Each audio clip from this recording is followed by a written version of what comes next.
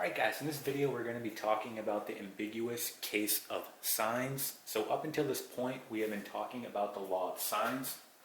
However, in this example we're dealing with a triangle that is side-side angle, and we have yet to cover this topic.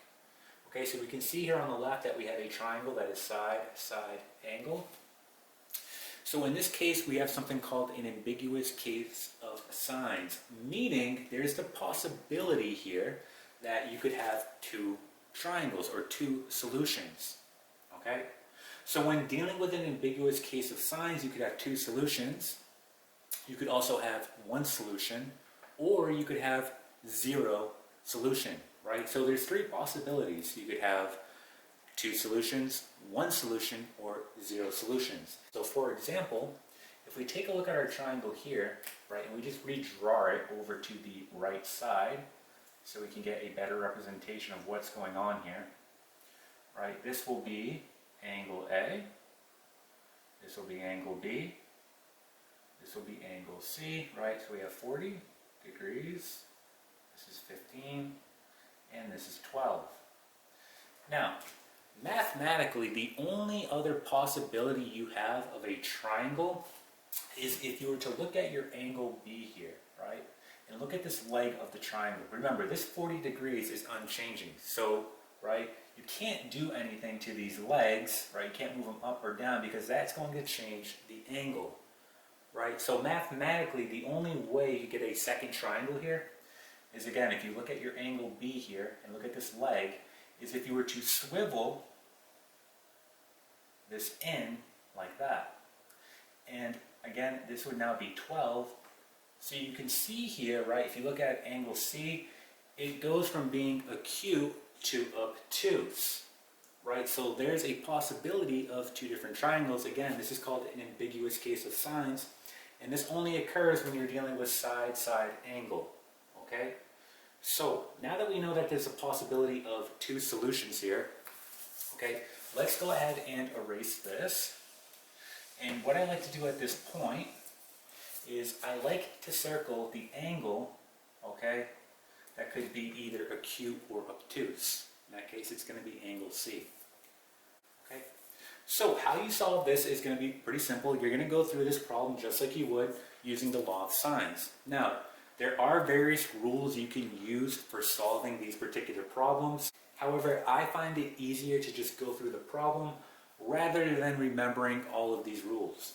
Okay? So again, we're going to solve this just like we would with the law of sines, and I'm going to show you how you can determine if you're going to have no solution, one solution, or two solutions. Okay, so always remember, when dealing with an ambiguous case of sines, there's a possibility of zero solution, one solution, or two solution. Okay, so let's go ahead and get into this. We're going to set this up just like we would with the law of sines. So we're going to do sine of 40 degrees over the opposite, which is 12, equal to, we're going to do sine of C over the opposite, which is 15. So again, I'm going to go ahead and just plug this into my calculator real quick. If you're on this video, you should be comfortable doing these types of problems. So again, just doing it in our calculator real quick, we get sine of 40 divided by 12, and then times 15. So you're going to get here the following. I'm just going to round this. We get 0.803, we'll say 5, and this is equal to sine C. So we want to find that angle C. In order to do this, right, we're going to have to take the inverse of sine, right? So we take inverse sine,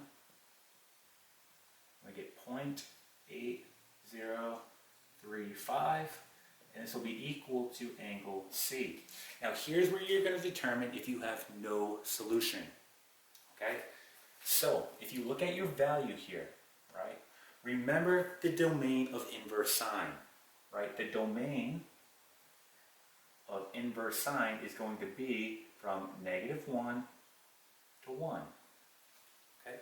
So if you look at your value here, if this value right here is less than -1, or if it's greater than 1, you know that, well, it's going to be undefined, meaning you're going to have no solution, because again, it wouldn't fall in that domain. All right, so again, if this value here is less than -1, or greater than 1, you're going to have no solution here, right? Because again, it does not fall in that domain of inverse sine.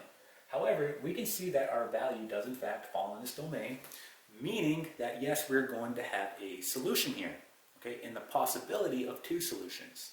Okay, so we can already check off that, okay, in this problem, this definitely has a solution or 2 solutions, okay? So if you were at this point and this was less than -1 or greater than 1, you could stop right here and write no solution. However, again, that's not the case in this problem. So just plugging this into our calculator, we get the following. So we do inverse sine of 0.8035, and we're going to get 53.46 degrees. So we're going to go ahead and record that down. So let's erase that. And we said the following. Angle C, we'll write it right here. Angle C is 53.46 degrees. Okay, so this becomes pretty simple now. We can go ahead and solve for angle B now. And we're going to do that by simply starting with 180 and subtracting our 2 known angles. So here we go, 53.46. So I'm doing 180 minus 53.46 minus 40. And what is left over is going to be this angle here. So that's going to be 86.54 degrees. So 86.54 degrees. Our last step is to find this missing side here, which we know is going to be b, so lowercase b. And we can do that by using the law of sines. So let's go ahead and do that out. So just erasing this top part. And again, we're going to solve this using the law of sines. So in this case, I'll just do sine of 40 degrees. So sine of 40 degrees over the opposite, which is 12. Equal to, again, we're trying to find this missing side here, so we need to use this angle. So angle B is going to be 86.54 degrees, so sine of 86.54 degrees over the opposite of what we're trying to find, that would be side B. So again, we're just going to plug this real quick into our calculator, so sine of 40 divided by 12, and then we're going to do sine of 86.54, and we're going to divide this by what we got, and we get 18.63. So side B is going to be equal to 18.63. Again, we're just rounding this. Okay, so that is one solution. So at this point, we can go ahead and just box this guy off. So here is one solution. There we go. Now, at this point, we need to check for a possibility of another solution. Okay, so in order to do that, you're going to do the following. So let's just erase this. And remember, we circled this angle for a reason. And I'm going to tell you right now. So we're going to start with 180. So we have 180 minus the angle in question that could be either acute or obtuse. So here we found that angle C is going to be 53.46 degrees. So we're going to take 180 minus angle C, which is 53.46 degrees. So again, these are degrees. And we're going to get the following. We get 180 minus 53.46 degrees. We get 126.54 degrees, right? And to explain this in another way, right, if you go back to the unit circle, so let's go ahead and just draw out the unit circle real quickly. Here's our unit circle. So for example, we have sine of 53.46 degrees, right? That's going to occur in this first quadrant here, right? Sine of 53.46 degrees, right? There it is occurring in the first quadrant. So essentially what you're trying to find here is the angle with the same value, right? And we know that that will occur in the second quadrant, and it's going to be right here, sine of 126.54 degrees, right? And this might be a little more visual. You can see that, well, here's our acute angle, and here is our obtuse angle. Okay, so that's how it relates to the unit circle, and that's why we're doing 180 minus, okay, the angle in question, in this case angle C, right? And this gives us the obtuse version, okay? So let's erase that. So once you have this angle right here, you want to do the following. So we know that angle C could be 126.54 degrees. This angle is unchanging, so what I'm going to do is 126.54 degrees, so 126.54 degrees plus the unchanging angle, and I'm going to get the following. I get 166.54 degrees. Now, what this tells us is the following. We know that all the angles in a triangle add up to 180. So look what we just did. We just added two of the angles, and we got 166.54 degrees. So it's not yet at 180. And what this tells us is there is room for our last angle right here, meaning there's going to be two solutions. Now, let's say you get to this point, and this is over 180 degrees, meaning it's greater than 180 degrees. Well, that tells you that there is not going to be a second solution. So again, if you get to this point and this number is greater than 180 degrees, that means there is not going to be two solutions. Okay? So in other words, if this is less than 180, right, you know there's going to be two solutions. If it's greater than 180, there's going to only be one solution. Okay? So knowing this, we know that there's definitely going to be another solution because again, I have room for that last angle. Okay? So we're going to go ahead and solve this. So we're going to go ahead and erase this.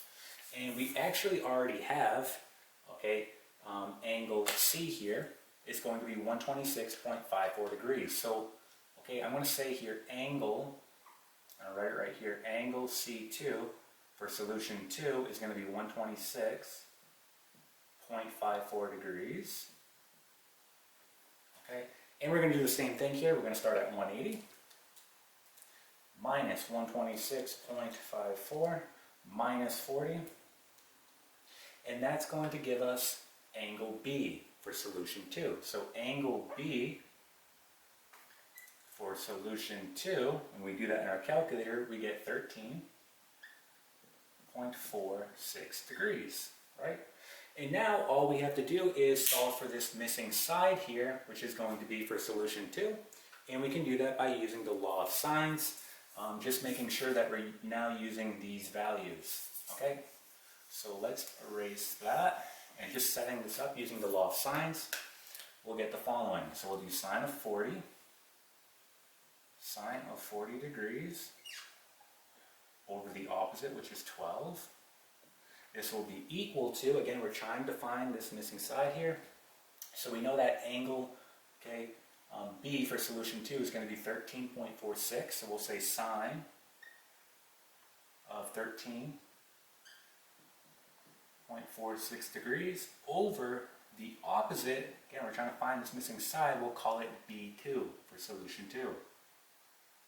Okay. And again, we're just going to go ahead and plug this into our calculator. So we get sine of 40 divided by 12. And we're going to get sine of 13.46 divided by what we got. And we get 4.35. Again, I'm just going to round it. So we get side B for solution 2 is going to be 4.35. And again, I just went ahead and rounded that. And let's go ahead and just box in our second solution here. And there it is, right? So that is how you solve, okay, an ambiguous case of sines. Again, this is when you're dealing with side-side angle, okay? And that's how you can check to see if you're going to have 0 solutions, 1 solution, or 2 solutions, okay? And that is it.